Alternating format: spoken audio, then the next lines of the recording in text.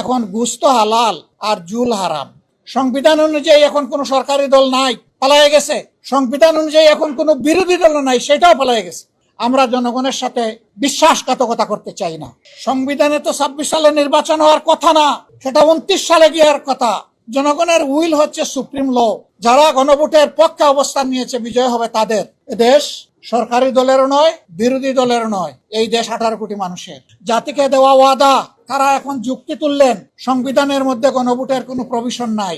সংবিধানের ভিতরে যদি গণভোটের প্রভিশন থেকে না থাকে তাইলে 26 সালেও কোনো নির্বাচন নাই।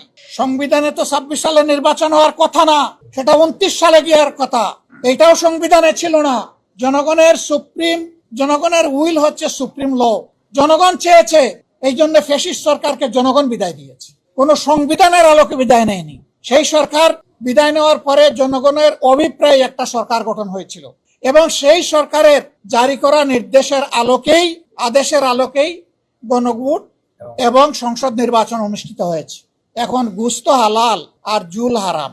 একটা যদি হালাল হয় আরেকটা হারাম হয় কিভাবে? তারা এখনো বলছেন এটা সংবিধানে নাই। তাহলে সংবিধানে এই সরকারেরও প্রভিশন নাই এখন যেটা গঠন হয়েছে। সংবিধান অনুযায়ী এখন কোন সরকারি দল নাই, পালায়ে গেছে। সংবিধান অনুযায়ী এখন কোন বিরোধী দল নাই, সেটাও পালায়ে গেছে। আপনি সংসদ মানবেন, সরকার মানবেন, জনগণের অভিপ্রায়ের এক অংশ মানবেন, আর এক অংশ মানবেন না। গণভোটকে অস্বীকার করবেন, বলবেন 51% মানুষ আমাদেরকে ভোট দিয়েছে। তো 68.6% মানুষ যে গণভোটে বলেছে, 51% বড় না ওইটা বড়? এই 51% তো বাস্তবায়ন হয়েছে। আমাদের অনেক রিজার্ভেশন থাকা সত্ত্বেও আমরা মেনে নিয়েছি, শান্তি শৃঙ্খলার স্বার্থে, গণতান্ত্রিক ধারা ফিরে আসুক সেই স্বার্থে। তাহলে বেশিরভাগ জনগণের অভিপ্রায়কে আমরা অস্বীকার করব কিভাবে? আমরা জনগণের সাথে বিশ্বাসঘাতকতা করতে চাই না।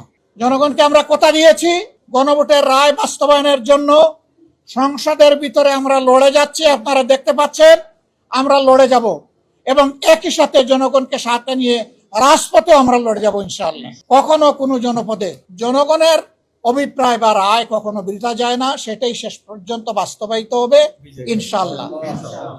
বিজয় হবে বিরোধী দলের নয়, বিজয় হবে 18 কোটি মানুষের। যারা গণভোটের পক্ষে অবস্থান নিয়েছে বিজয় হবে তাদের।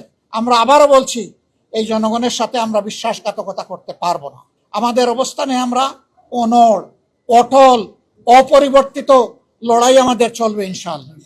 দেশ সরকারি দলেরও নয়, বিরোধী দলেরও নয়, এই দেশ 18 কোটি মানুষের। সুতরাং 18 কোটি মানুষের রায়, স্বার্থ, অধিকার উপেক্ষিত হবে আর বিরোধী দল বসে বসে সংসদের ভিতরে সমর্থন দিবে, সে বিরোধী দল আমরা নই।